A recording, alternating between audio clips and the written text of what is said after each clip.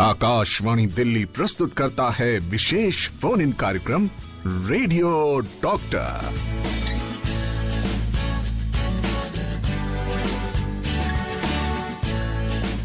स्वागत है आप सभी का रेडियो डॉक्टर में।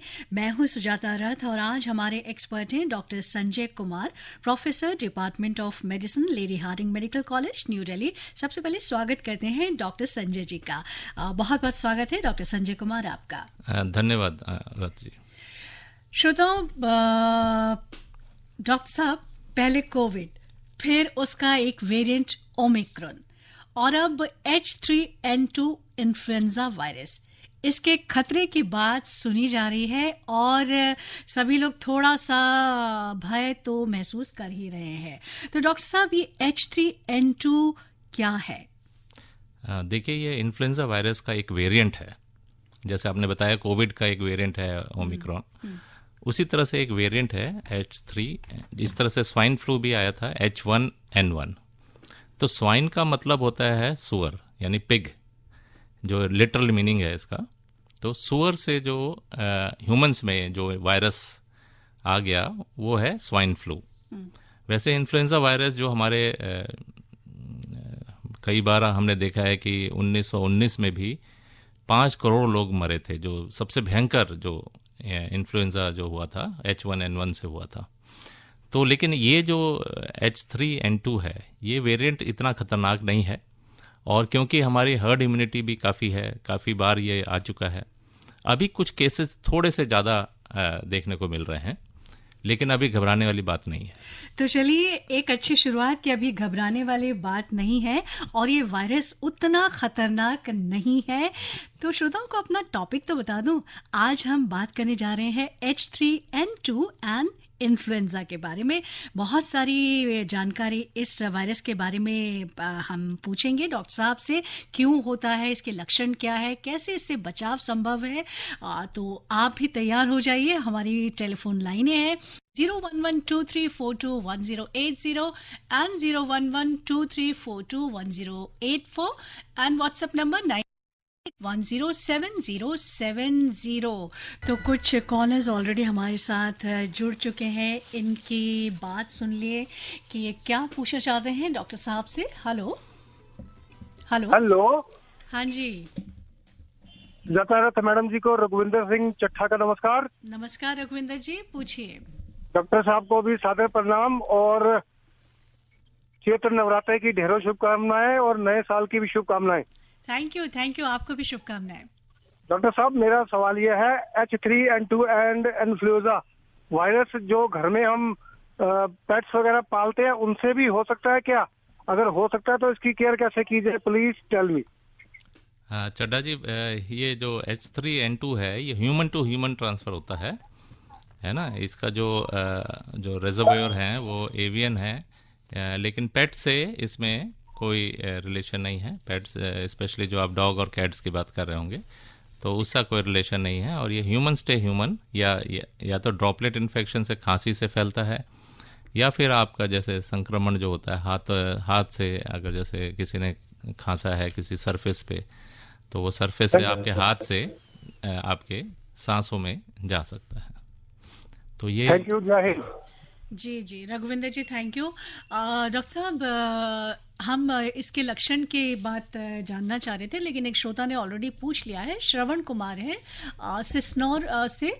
इन्होंने पूछा है कि इस वायरस के प्राथमिक लक्षण क्या हैं। इसमें जैसे कॉमन वायरल कोल्ड या फ्लू होता है, वो सारे लक्षण इसमें पाए जाते हैं। जैसे कि बुखार आना, वो तेज भी हो सकता है, काफ़ी हल्का बुखार या तेज बुखार, साथ में ठंड लगना, खांसी आना, गले में दर्द होना, गले में दर्द के अलावा पूरे मांसपेशियों में दर्द होना, पूरे बॉडी में दर्द होना, या थकान महसूस होना, ये सारे इसके। फिर जैसे छींकें आती हैं, काफ़ी छींकें आना, खांसी में बलगम भी आ सकता है, सूखी खांसी भी हो सकती है, और साथ साथ में अगर ज़्यादा होने लग जाता है तो फिर लूज मोशन, ये कुछ लोगों को लूज मोशन, नोजिया, वॉमिटिंग जैसा होता है, उल्टियाँ भी आ सकती हैं। और ज़्यादा होने पे फिर आपको ये सांस में दिक्कत, आना या फिर घफलियत में जाना, जैसे अनाप शनाप बकना, ये सब इसके सिवियर सिम्टम्स हैं। जी। तो डॉक्टर साहब, इन्होंने ये भी जानना चाहा कि क्या ये कोरोना से खतरनाक है? हाँ, नहीं, ये इतना खतरनाक नहीं है, क्योंकि जो कोरोना था उसका जो 3% मोर्टेलिटी था, इसका इतना मोर्टेलिटी नहीं है। लेकिन अभी क्योंकि ये नया इसमें चेंजेस आते रहते हैं, हर साल इसमें कुछ ना कुछ थोड़ा बहुत शिफ्ट्स और ड्रिफ्ट्स होते रहते हैं इनके जीनोम में। तो अभी तो ये नया वायरस नहीं है, ये पुराना ही वायरस है, लेकिन कुछ इसमें शिफ्ट की वजह से कुछ चीज़ें इसमें नया देखने में मिल रहा है कि ज़्यादा केसेस ज़्यादा आने लग गए या फिर थोड़ी सी मोर्टेलिटी हो रही है। अभी तक 450 केसेस पूरे इंडिया भर में आ चुके हैं। 9 मोर्टेलिटी, अभी लास्ट मोर्टेलिटी एक 75 ईयर मेल में हुआ था, लेकिन उसको पहले से भी लंग प्रॉब्लम और हार्ट प्रॉब्लम्स थी। तो अभी इसमें घबराने की बात नहीं है, लेकिन सतर्क रहने की ज़रूरत है। जी। Hello hello. हेलो, हाँ, कौन साहब बोल रहे हैं? नमस्कार मैम, अंशुल बात कर रहा हूँ मेरठ से। जी अंशुल जी, नमस्कार, बताइए। मैम ये पूछना चाहता हूँ डॉक्टर साहब से कि फेफड़ों पर भी अटैक कर सकता है वायरस? जी अंशुल जी, बहुत अच्छा क्वेश्चन पूछा आपने, क्योंकि सबसे पहला वैसे तो जैसे मैंने बताया कि गले में ज़्यादातर ये रहता है।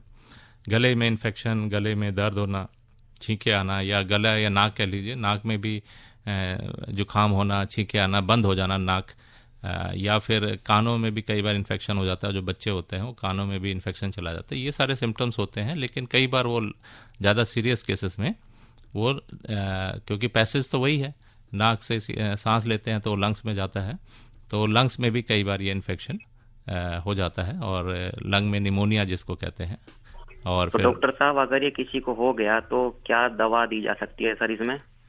इसमें एंटीवायरस है हमारे पास, कई दवाएं हैं जो एंटीवायरल, पहले ओसेल्टामिवीर आता था, लेकिन अभी हमारे पास जनामवीर या पैरामवीर 3-4 मेडिसिन हैं जो एंटीवायरल, जो स्पेसिफिकली H3 इसको इन्फ्लुएंजा को डील करता है। जी, धन्यवाद सर। थैंक यू अंशुल जी।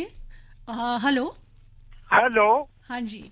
हाँ सुजाता मैडम, गुरविंदर सिंह चट्ठा बोल रहा हूँ। नमस्कार, जय माता दी। जय माता दी। नमस्कार गुरविंदर जी, क्या सवाल है? डॉक्टर संजय कुमार जी को भी नमस्कार और जय माता दी। हाँ नमस्कार, जय माता दी गुरविंदर जी।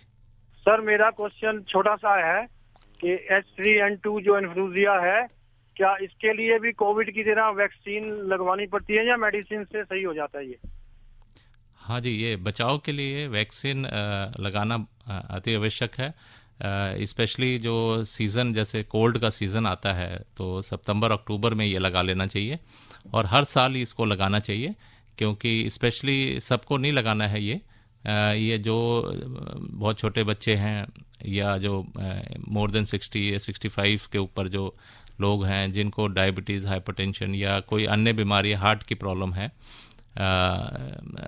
जिनका हार्ट कमज़ोर है, या किडनी की प्रॉब्लम है, या लंग्स में काफ़ी वो है, आपको लंग्स की प्रॉब्लम पहले से ही है आपको, तो ये सारी जो ऑर्गन डैमेज है, या फिर कोई इम्यूनोसप्रेसिव ड्रग्स पे ले रहे हैं, उनको थोड़ा बचने की ज़रूरत है इसमें। तो वैक्सीन है, इसकी अवेलेबिलिटी है, और रिकमेंड हम करते भी हैं। इन्फ्लुएंजा भी वैक्सीन है, और निमोकॉकल वैक्सीन एक और होती है जो 5 साल पे लगाते हैं, लेकिन इन्फ्लुएंजा वैक्सीन हर साल लगानी होती है। थैंक यू डॉक्टर साहब, थैंक यू सुजाता मैडम, नमस्कार। नमस्कार गुरविंदर जी। हेलो जी नमस्ते। नमस्ते। मैं लखनऊ से राजा बात कर रहा हूँ। जी राजा साहब, पूछिए, क्या पूछना चाहते हैं? जैसा कि ये जो तीसरा वायरस आया हुआ है, पहले कोरोना था, उसके बाद दूसरा, फिर ये तीसरा, तो हम ये डॉक्टर साहब से खास करके जानना चाहेंगे कि आखिरकार ये क्या कारण है कि एक जाता है, दूसरा आता है, फिर दूसरा जाता है, तीसरा आता है। परमानेंट ये जो है काफी गंभीर बीमारियां जो हमारे मतलब आसपास और क्षेत्र में आ जाती है, तो इनका मुख्य कारण क्या होता है, इनका बचाव क्या है कि हम लोग इससे महफूज रह सकें? राजा जी, ये जो बीमारियां हैं ये हमारे आसपास ही रहती हैं, ये जाती कहीं नहीं है।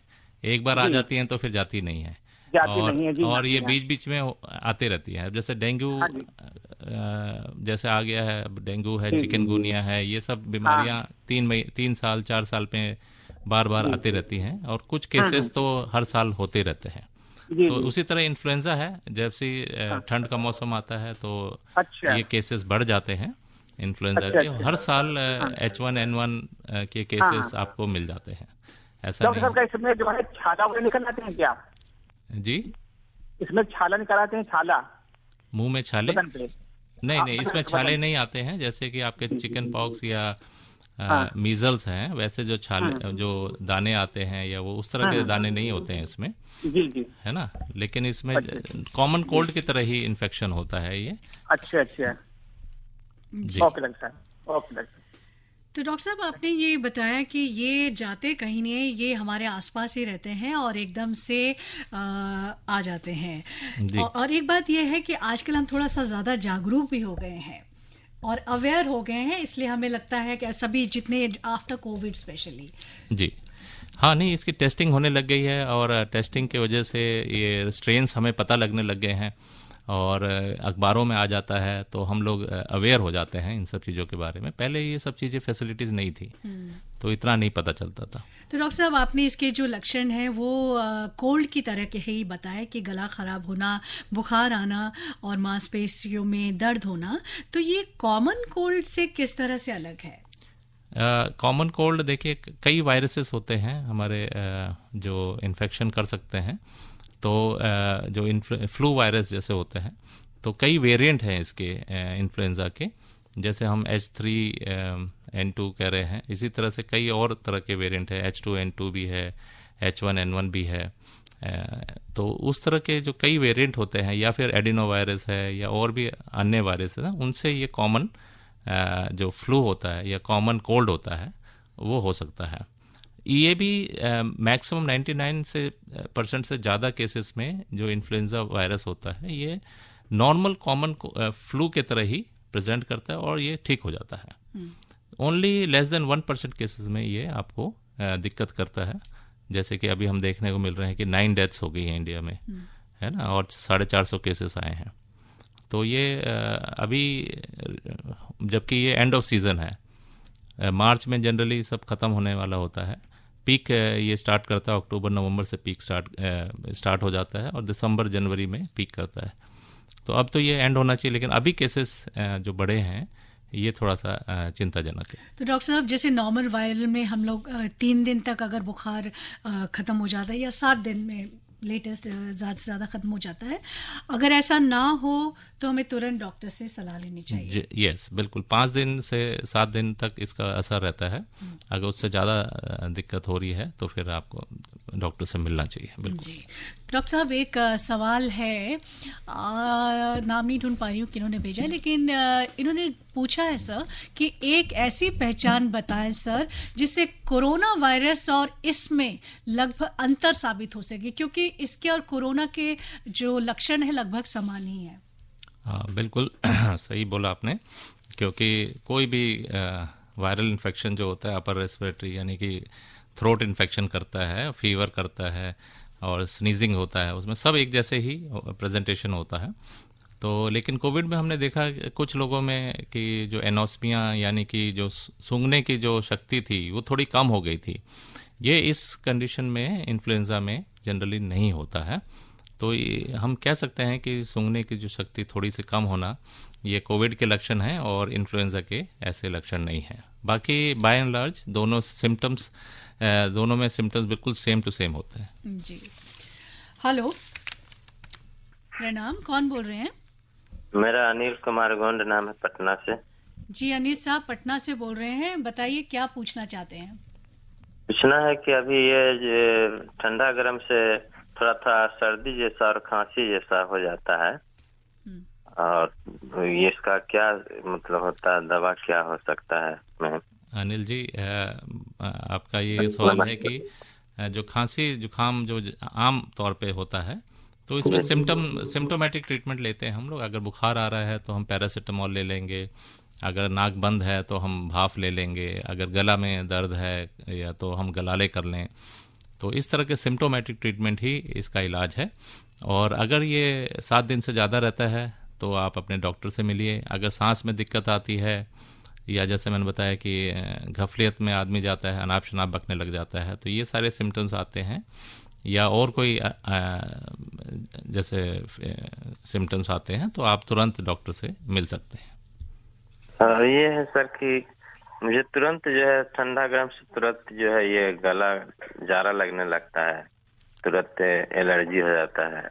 हाँ, तो इसमें कई बार होता है कि ये वायरल इन्फेक्शन ना हो, बल्कि ये एलर्जिक सिम्टम्स हो। तो वो भी सिम्टम्स सारे ऐसे ही होते हैं, उसमें भी छींके आते हैं, और एलर्जी जो डस्ट हो गया या अन्य जो एलर्जी है उसके वजह से भी सारे सिम्टम्स फ्लू की तरह आ सकते हैं। तो इसको आप डॉक्टर से मिलके आप सलाह करें। जी, थैंक यू सर। जी, हेलो हेलो हेलो, नमस्कार जी। नमस्कार, कौन सा बोल रहे हैं? मैं नरेश कुमार अग्रवाल लखनऊ से बोल रहा हूँ। जी नरेश जी, पूछिए। मैं ये जानना चाह रहा था डॉक्टर साहब से कि इसमें क्या हार्ट में भी दर्द होता है क्या इसकी वजह से?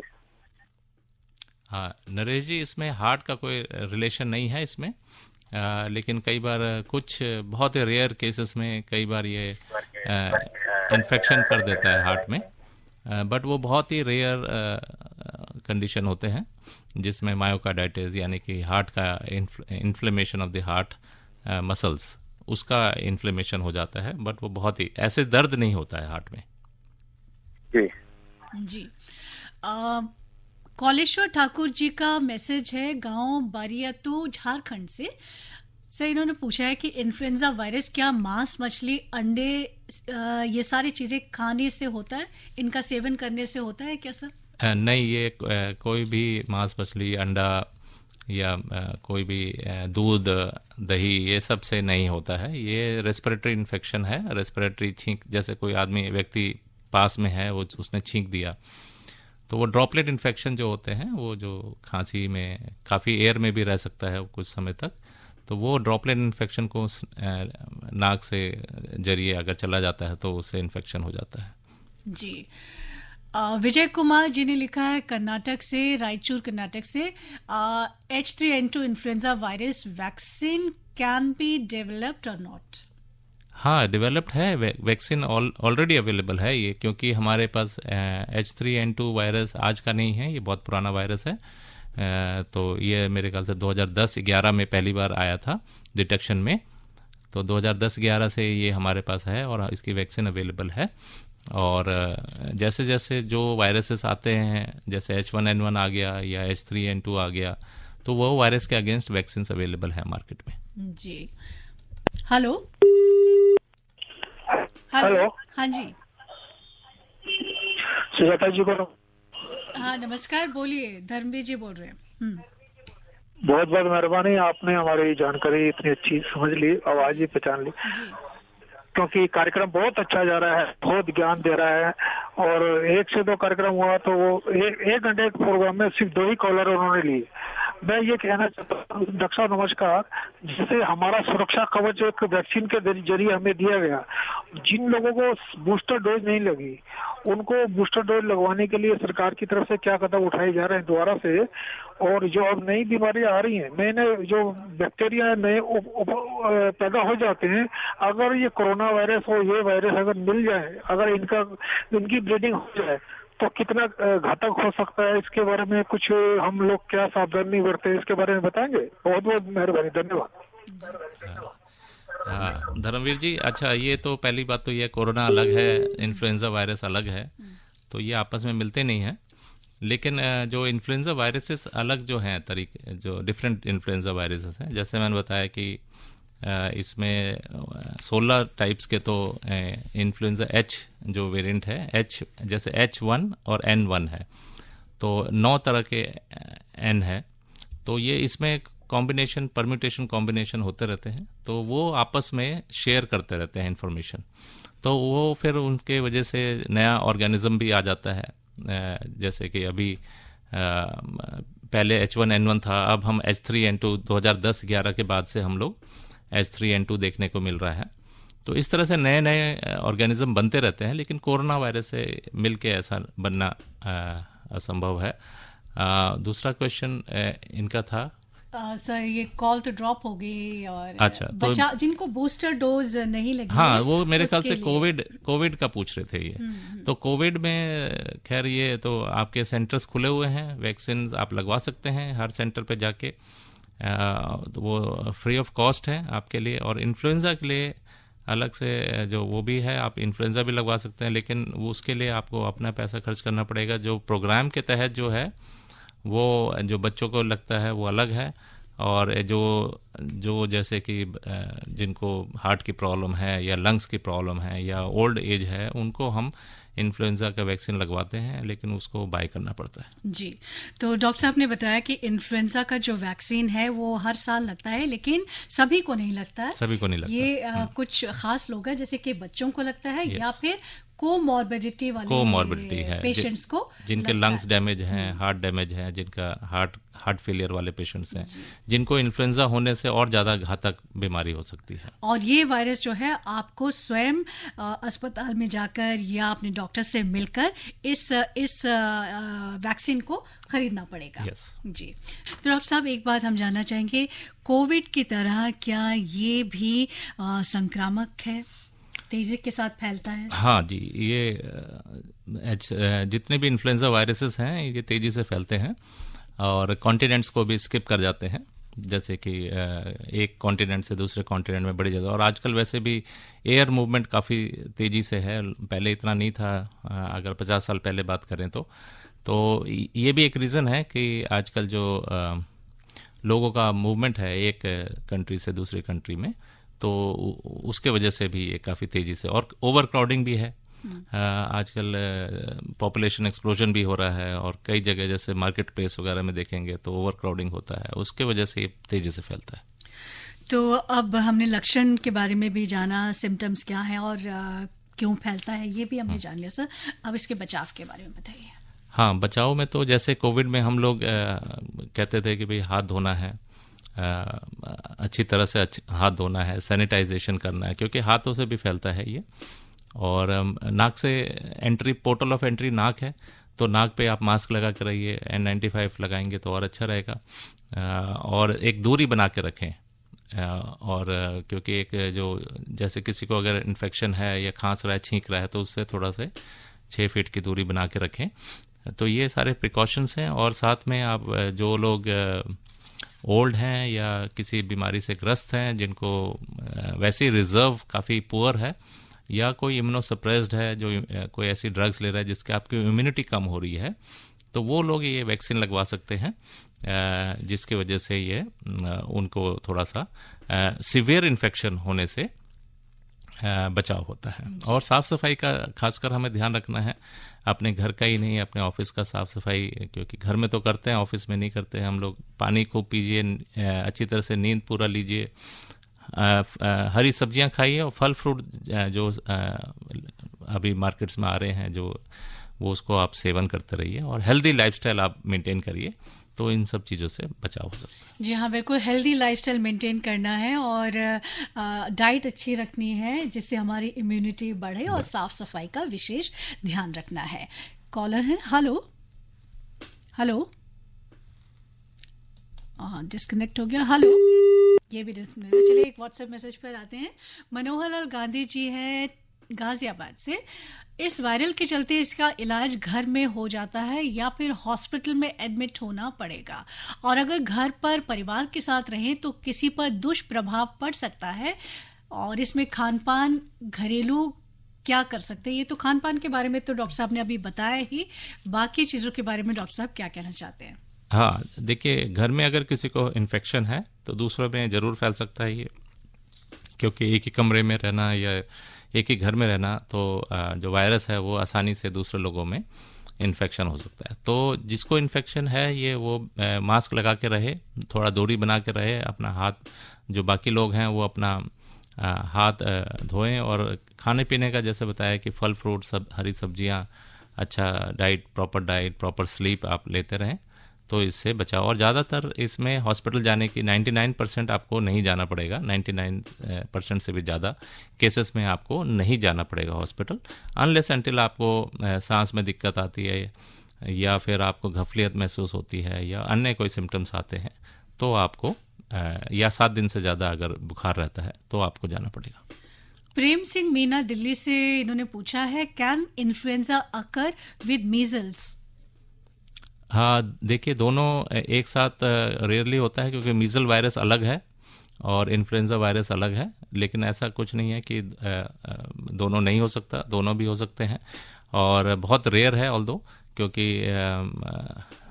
दोनों का ऑल्दो पॉइंट ऑफ एंट्री एक ही है लेकिन वायरसेस अलग अलग हैं। जी डॉक्टर साहब, एक व्हाट्सएप मैसेज है मनोज कुमार जी का दिल्ली से, इन्होंने आपके लिए लिखा है, डॉक्टर साहब आपकी आवाज़ बहुत मीठी है। धन्यवाद मनोज जी।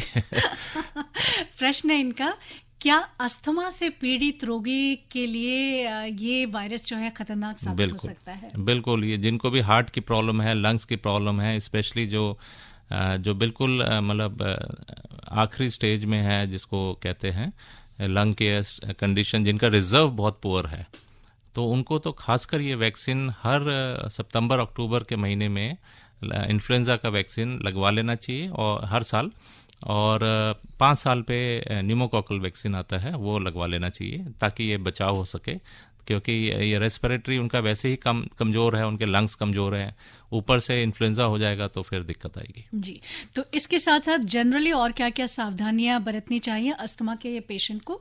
अस्थमा के साफ़ सफाई का बहुत ध्यान रखना है, क्योंकि डस्ट की वजह से बहुत होता है, ये भीड़ भाड़ एरिया में जगहों पे ना जाएं, वहाँ से भी कई तरह के इन्फेक्शन आदमी, हाथों की सफाई जैसे मैंने बताया, घर की सफाई हो गया, अपनी सेल्फ केयर जो है, जो हाइजीन है उसको अच्छी तरह से, और आहार बैलेंस डाइट का सबसे ज़्यादा ख्याल रखें, उसमें प्रोटीन डाइट का और स्पेशली वेजिटेबल्स और आपके फ्रूट्स जो हैं उसका सेवन ज़्यादा करें तो इनसे बचाव हो सकता है। जी, हेलो हेलो हेलो, नमस्ते। हाँ नमस्ते, कौन बोल रही हैं?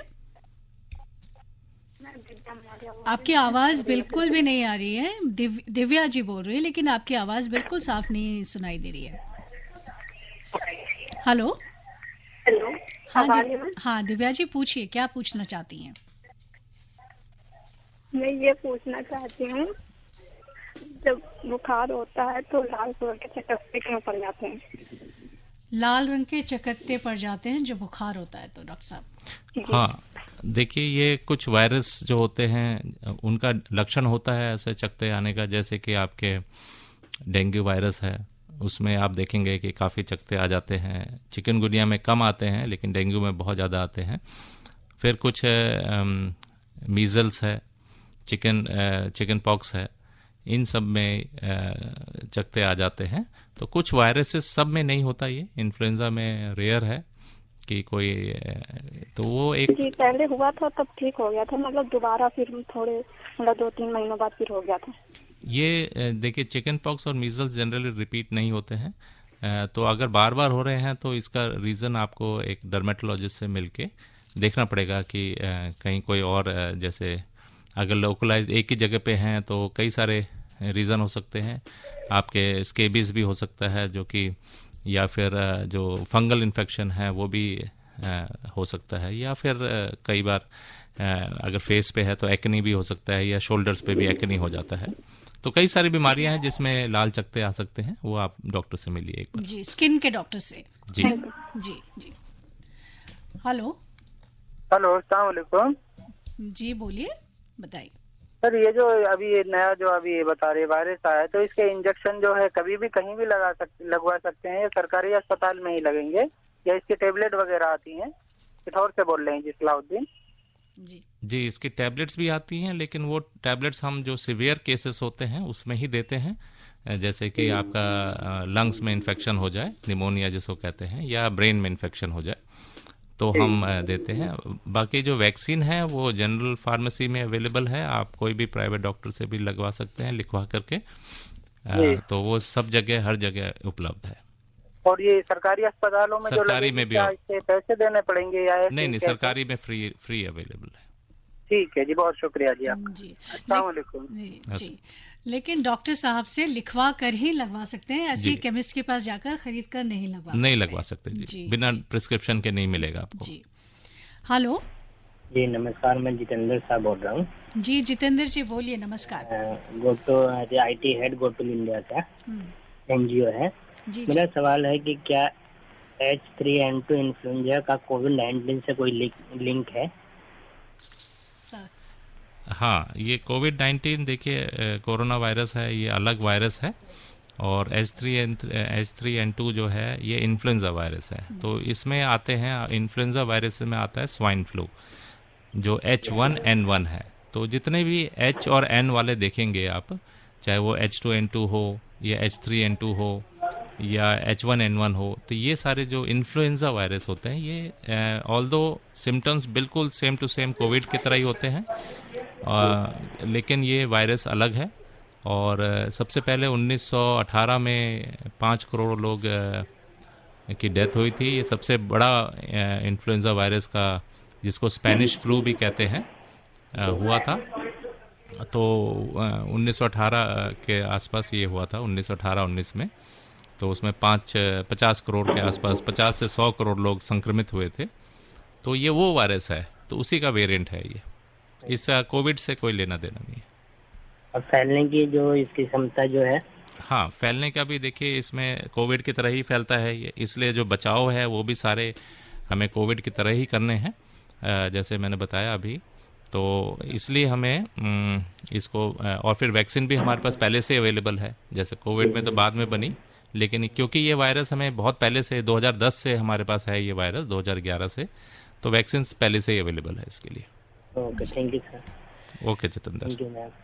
Thank you. तो सर बहुत सारे कॉल्स आ रही हैं, बहुत सारे मैसेजेस आ रहे हैं, जाहिर है लोग बहुत कुछ जानना चाहते हैं H3N2 के बारे में। तो एक मैसेज लेते हैं, उसके बाद हम छोटा सा ब्रेक लेंगे। Praful Kumar from Delhi, how can we detect and identify this particular H3N2 influenza? जी हाँ, इसका थ्रोट स्वैब लेते हैं। थ्रोट स्वैब जैसे कि कोविड में हम नाक से एक स्वैब लेते थे, उसी तरह से सेम इसमें नाक में डाल के थ्रोट में जाता है वो, और वहाँ से एक स्वैब लेते हैं। उसका PCR टेस्टिंग होती है। तो वो लैब आपके प्राइवेट लैब में भी है और सरकारी लैब में भी है। तो PCR टेस्टिंग करा सकते हैं, या फिर इसका एंटीबॉडी टेस्ट होती है, वो भी आप करा सकते हैं। जी, तो ये तो डॉक्टर साहब ने बताया कि हम इसको आइडेंटिफाई कैसे कर सकते हैं, इसके टेस्ट कैसे किया जाता है। डॉक्टर साहब, राधे श्याम जी का मैसेज है लखनऊ से। राधे श्याम मिश्र जी हैं, इन्होंने लिखा है कि इनका ब्रेन स्ट्रोक का इलाज चल रहा है, उम्र है 64 साल। इन्होंने कोरोना का टीका खून पतला करने की दवा लेने के कारण डर के मारे नहीं लगवाया है। देखिए इसमें डर, देखिए अगर आप इंफॉर्मेशन लेते हैं या विशेषज्ञ से मिलते हैं, तो डर जो है वो सिर्फ इंफॉर्मेशन से ही दूर किया जा सकता है। तो मैं आपको बता दूं कि कोविड वैक्सीन का ब्रेन पे ऐसा कोई रिलेशन नहीं है कि आपको स्ट्रोक हो जाएगा या आपकी जो बीमारी है वो ज़्यादा बढ़ जाएगी। तो आप सेफली जाके आप ये वैक्सीन लगवा सकते हैं कोविड का, इसमें कोई हर्ज नहीं है। तो आप बिल्कुल जाके आप लगाइए इसको। जी, इन्होंने अभी तक एक भी टीका नहीं लगवाया है सर, तो हाँ। ये इससे डरना चाहिए, बल्कि हाँ, आपको सबसे ज्यादा जरूरत आप ही को है। जी। हेलो हेलो हेलो, कॉल नहीं लग रही है। तो सर एक बात और जानना चाहेंगे कि बच्चों को किस तरह से इस वायरस से सुरक्षित रखा जाए? जी, देखिए बच्चे भी हाई रिस्क ग्रुप में आते हैं, जो 5 साल से नीचे बच्चे हैं या 9 साल से भी कई बार कहते हैं कि नीचे बच्चे जो हैं, क्योंकि स्कूल्स में जाते हैं बच्चे, हाथ नहीं अच्छी तरह धोते हैं। स्कूल में भी ओवर क्राउडिंग होती है, एक बच्चे को अगर खांसी जुकाम है तो बच्चा नहीं समझ पाता है कि उससे कैसे डिस्टेंस मेंटेन करके रखें, और सब एक दूसरे में खेलते रहते हैं, हाथ नहीं धोते हैं। पर्सनल हाइजीन भी थोड़ा सा बच्चों का पुअर होता है। तो इस वजह से, और फिर उनकी इम्यूनिटी भी, और खाना पीना भी आपको पता ही है कि बच्चे फल फ्रूट और सब्जियां तो खाते ही नहीं है, दूर रहते हैं। तो ये वजह से उनका थोड़ा सा दिक्कत है। तो इसलिए बच्चों को सेफ रखने का यही तरीका है कि उनको बार बार बोलें कि भाई हाथ धोते रहें, मास्क, अगर स्कूल भेजें तो मास्क पहना के भेजें, सैनिटाइज़र दे दें बच्चों को। अगर कोई बच्चा स्कूल में ऐसा है जो खांस रहा है तो उससे दूर रहें, और अगर खुद को भी खांसी वगैरह है तो स्कूल ना भेजें ताकि दूसरों को दिक्कत ना हो। जी, ये सारे स्टेप्स उठाए जा सकते हैं। Hello hello. हाँ जी जी आदाब बस लहरपुरिया साहब मैं बोल रहे लहरपुर से एजाज अहमद एजाज लहरपुरी बोल रहा हूँ। बोलिए बोलिए लहरपुर साहब। मैंने एक टीका लगवाया था कोविड का, उसके बाद में मेरा वजन कम हो गया 4 किलो करीब 2 महीने में, और हालत सूख रही है डॉक्टर साहब। देखिए 2 महीने में अभी थोड़ी सी गर्मी भी बढ़ रही है, तो कोविड टीका से ऐसा कोई रिलेशन नहीं है कि वेट लॉस होना है या हलक सूखने वाला, ऐसा कोई सिम्टम्स रिपोर्टेड नहीं है। बाकी आप अपना डाइट थोड़ा सा बढ़ाइए और पौष्टिक आहार लीजिए तो आपका वेट भी बढ़ जाएगा, इसमें कोई, और पानी पीते रहिए तो हलक सूख रहा है तो स्पेशली जो माउथ ओपन करके रात में सोते हैं तो उससे हलक सूखता है, तो आप अपने आप को हाइड्रेट करिए अच्छी तरह से। जी लहरपुरिया साहब समझ में आई बात? पानी ज्यादा पीजिए। हाँ। जी जी थैंक यू, शुक्रिया कॉल करने के लिए। शुक्रिया आपका जी। ओके सर, एक मैसेज है अनया शाह का फ्रॉम दिल्ली। इन्होंने लिखा है, is there any side effect of the vaccine? Anaya मेरी बेटी है, इसने क्वेश्चन पूछा है, मैं धन्यवाद देना चाहता हूँ। आपकी बेटी है? ओके। तो she is in 9th class, अब 10th में गई है। तो आन्या बेटा, इसमें साइड इफेक्ट्स हर चीज के होते हैं वैक्सीन के, but generally it is quite safe. Her vaccine का देखिए कुछ ना कुछ थोड़े बहुत साइड इफेक्ट्स हो सकते हैं, जैसे फीवर आ जाना या फिर थोड़ा सा 1-2 दिन के लिए थोड़ा सा गिरा हुआ शरीर महसूस होना, ये हो सकता है वैक्सीन के बाद। तो लेकिन ये किल्ड इनएक्टिवेटेड वायरस होता है ये, तो इसमें बहुत ज़्यादा वो लाइव जो वैक्सीन वायरस होते हैं उनसे उनके मात्रा में ये थोड़ा सा कम इसके वो होते हैं। बट एनीवे कुछ साइड इफ़ेक्ट्स ज़रूर आ सकते हैं, लेकिन सब में नहीं आते। कुछ लोगों को, मैक्सिमम लोगों को कोई पता भी नहीं चलता कि वैक्सीन लगा है।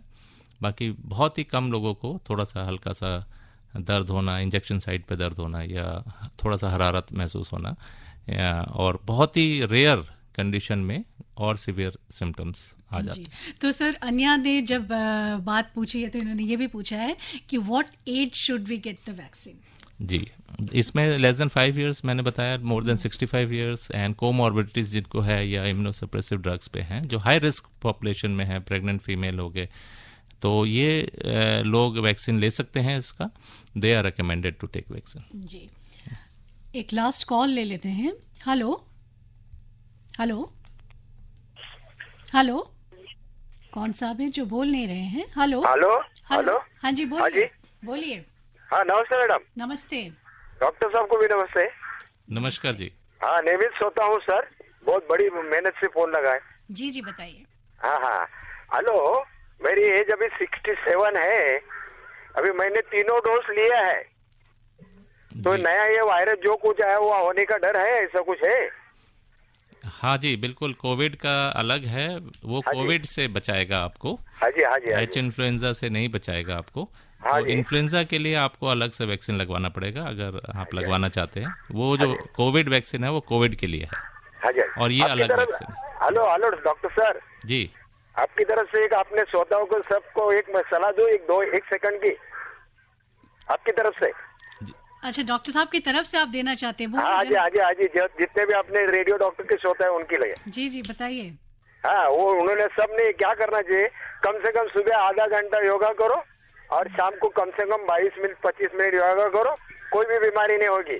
क्या बात है, बहुत सही बात बोला है। कोई भी फिटनेस का एक्सरसाइज हो गया, चाहे वो खेल कूद हुआ या दौड़ना हुआ, स्विमिंग हुआ या साइकिलिंग हुआ या योगा हुआ, जो मेडिटेशन भी लोग करते हैं, इससे जरूर शरीर पे पॉजिटिव इफेक्ट देता है। चलिए बहुत बहुत शुक्रिया आपका, बहुत बहुत शुक्रिया आपने डॉक्टर साहब की तरफ से श्रोताओं को ये बताया बहुत अच्छा कि इम्यूनिटी को बढ़ाने के लिए और स्वास्थ्य को अच्छा रखने के लिए योग करना बहुत जरूरी है।